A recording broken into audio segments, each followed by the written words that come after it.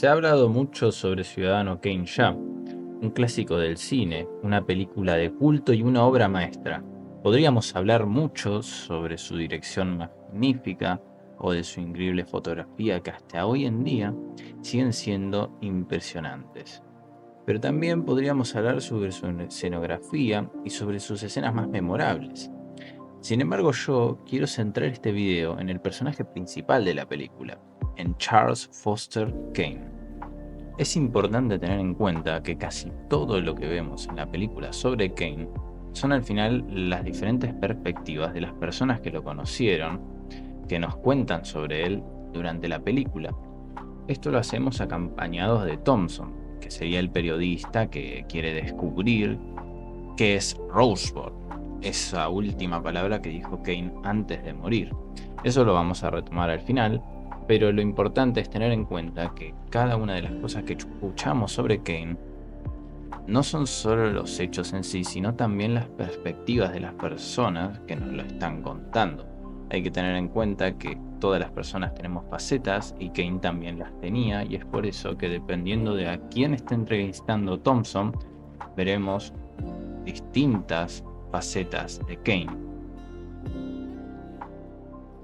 Lo primero que vemos sobre Kane es un video en forma de documental, como mini resumen de quién es él. Nos dejan claro que fue una persona muy poderosa y con muchas influencias, además de excéntrico, alguien amado y odiado a la vez. Acá ya se nos da una primera impresión sobre Kane, sobre la clase de persona que fue y todo su recorrido en su vida, de forma muy resumida, claro. Pero realmente no sabemos cómo es Kane aún, solo es un primer vistazo y una primera impresión. Toda la película se basa en descubrir qué significa Rosebud y eso, como nombré hace un ratito, es lo que encamina a Thompson, periodista, a entrevistar a todas estas personas allegadas a Kane, de quienes realmente vamos a escuchar y conocer cómo era realmente Kane. Empezamos este recorrido viendo los manuscritos de su tutor, Thatcher, alguien que se hizo cargo de la educación y de la crianza de Kane desde muy joven. Esto fue una decisión de su madre. Aquí se nos muestra la infancia de Kane con una escena genial desde la fotografía y desde la dirección, que es súper memorable y pasó a la historia, ya que Kane nunca sale de plano mientras juega de fondo y lo podemos ver siempre desde la ventana del interior de la casa. Esto es porque toda la conversación que tiene su madre, su padre y Thatcher, el abogado que terminaría siendo el tutor de Kane, es sobre Kane. Todo el peso de la charla es sobre Kane y todo gira en torno a él. Es por eso que nunca lo perdemos de vista y el peso de Kane no se ve solo en el guión. El peso también se hace notar en los planos y en las imágenes que vemos, por eso Kane siempre está ahí.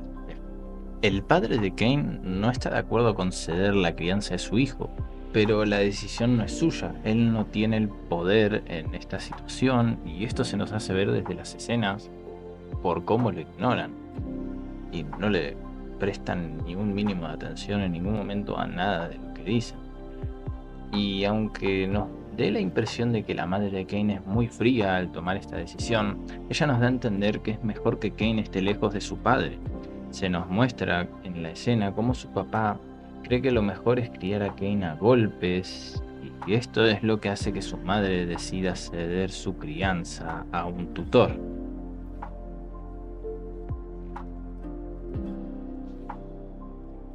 Luego de todo esto se nos muestra una sucesión de planos en donde vemos cómo Kane crece, pasa de ser un niño a un adulto hasta los 25 años y empieza a tomar sus propias decisiones, a vivir su propia vida como él quiere vivirla y empieza a dedicarse al periodismo, al comprar una cadena de periódico. Esto Thatcher lo desaprueba totalmente y tampoco lo entiende, puesto que Kane podría generar mucho más dinero con otros negocios, y a lo que decidió dedicarse Kane solo le hace perder. Ni siquiera gana, pero a Kane no le importa, él disfruta de eso y quiere hacer eso. Luego también se nos muestra una escena muy interesante para entender más al personaje de Kane, donde habla con Thatcher y Kane le dice que no se considera un gran hombre, diciéndole que si no fuera por el dinero, tal vez sí lo hubiera sido. Thatcher le pregunta qué es lo que hubiera querido ser si no fuera quien es hoy en día, y él le dice que hubiera sido todo lo que Thatcher odia. Esto nos muestra cómo Kane tiene cierto anhelo por otro tipo de vida que no tuvo, una que se le fue arrancada por la decisión que tomaron sus padres de ceder su tutoría y de tener todo el dinero que tiene. Luego, Thompson va a hablar con Bernstein, quien nos cuenta un par de cosas muy interesantes. Primero nos dice que Kane nunca quiso dinero, o que al menos eso no era lo que realmente le interesaba. Después da su opinión sobre Rosebud y dice que podría ser algo que Kane perdió, ya que Kane tuvo mucho y lo terminó perdiendo todo. Luego habla con Leland, el amigo más viejo de Kane, quien dice recordar todo y que esa es su mayor maldición, no poder olvidar. Luego se nos muestra una sucesión de escenas que nos cuenta Leland, en la que podemos ver el primer matrimonio de Kane, cómo empezó y cómo terminó.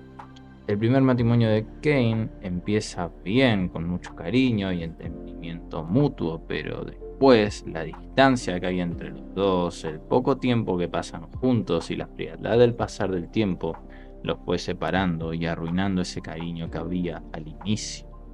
Kane no sabe amar. Me refiero a que su forma de hacerlo siempre es bajo sus propios términos, sin entender ni ceder.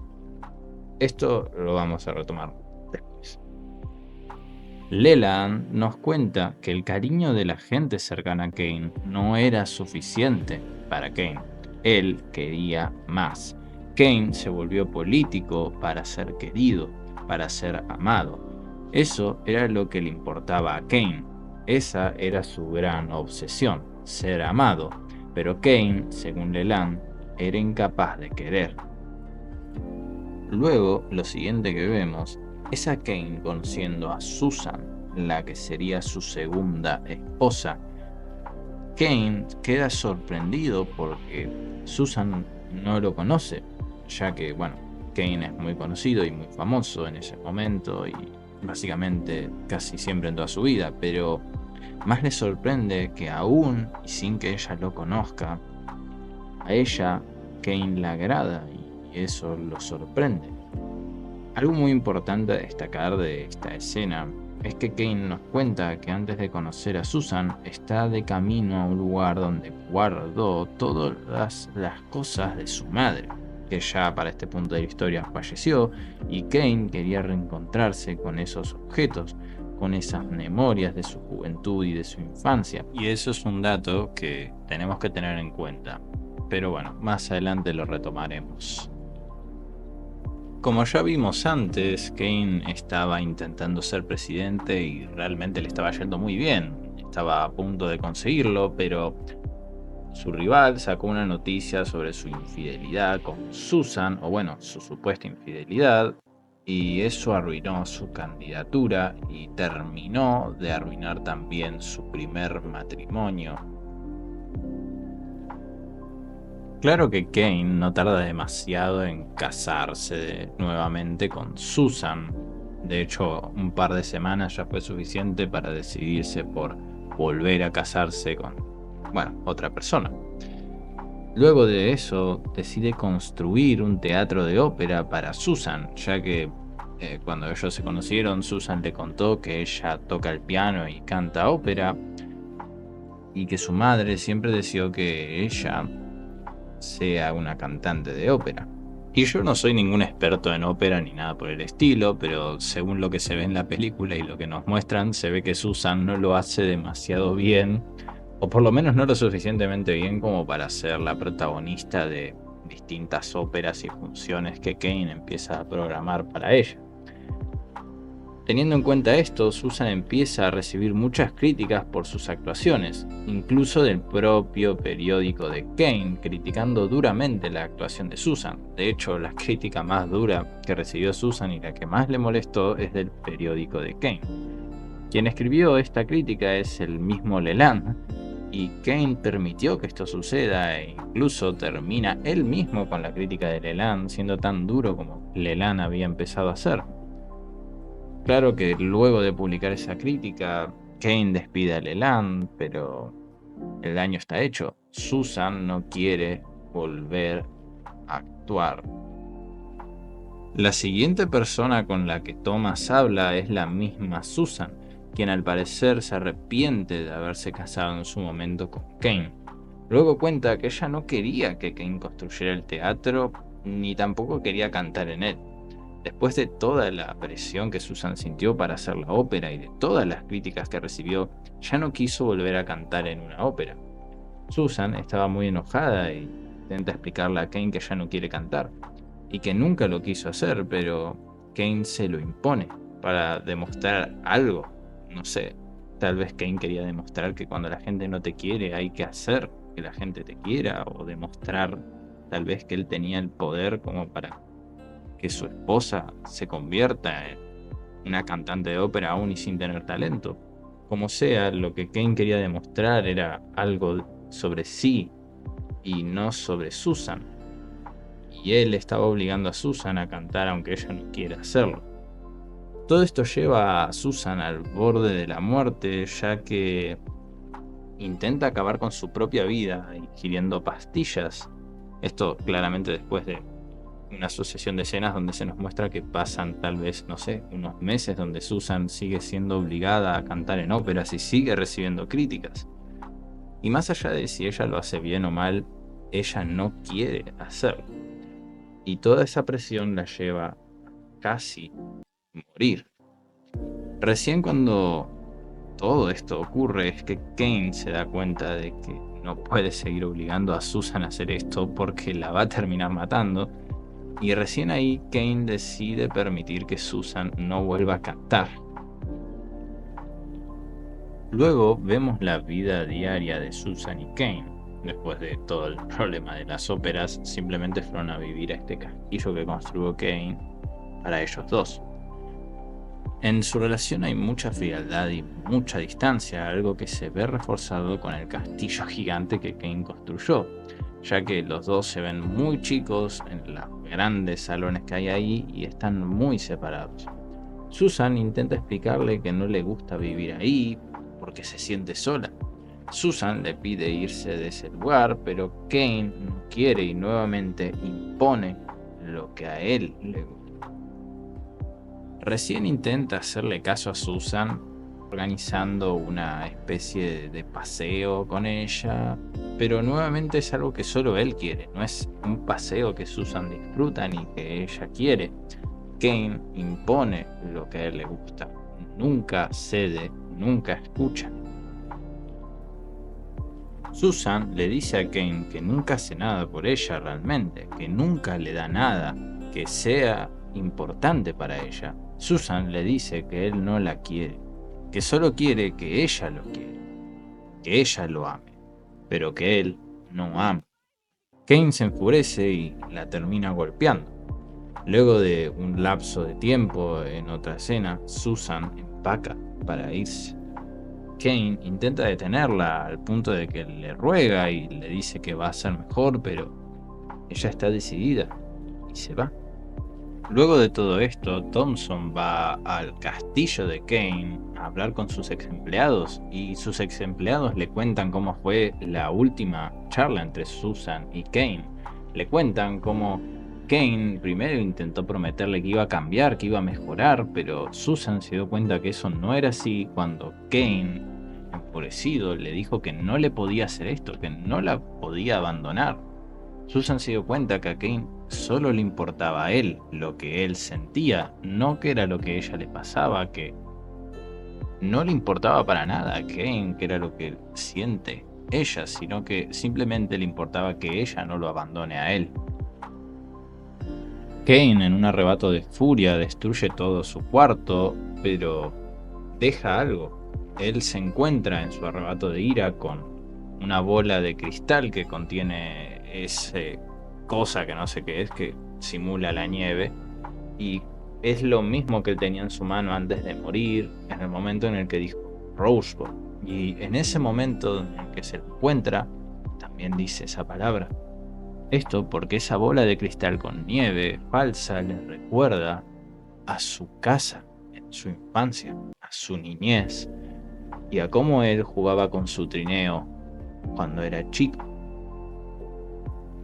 Nosotros como espectadores terminamos descubriendo que Rosebud es el nombre del trineo que Kane tenía cuando era chico en su casa, cuando era más joven, y esto se nos muestra a nosotros como espectadores, pero no a Thompson, periodista, quien nunca descubre qué significa esa palabra.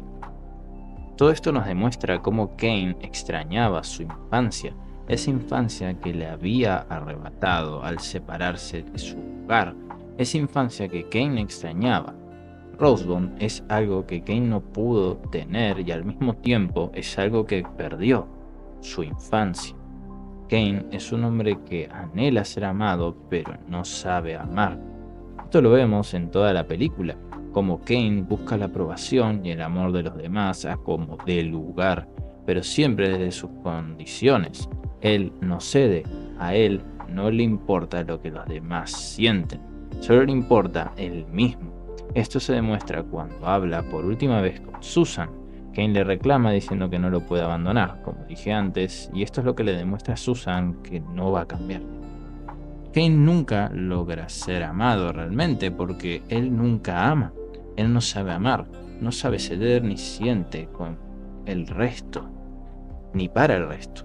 Él solo siente por sí y para él mismo. Por eso muere solo y anhelando su niñez. Tal vez durante su niñez sí sintió verdaderamente amor. Tal vez cuando era niño sí amó. Tal vez por eso Rosebud es su última palabra. Sin duda, Ciudadano Kane es una obra maestra que jamás será olvidada. Yo para este video intenté simplemente hablar sobre Kane y no tanto de la película en general, por eso dejé tal vez muchas escenas sin mostrar, porque no quería hablar en general de la película, sino solo sobre el personaje de Kane. Como sea, me encantaría escuchar sus opiniones en los comentarios y que si les gustó le den like y se suscriban. Muchas gracias por escuchar y nos vemos.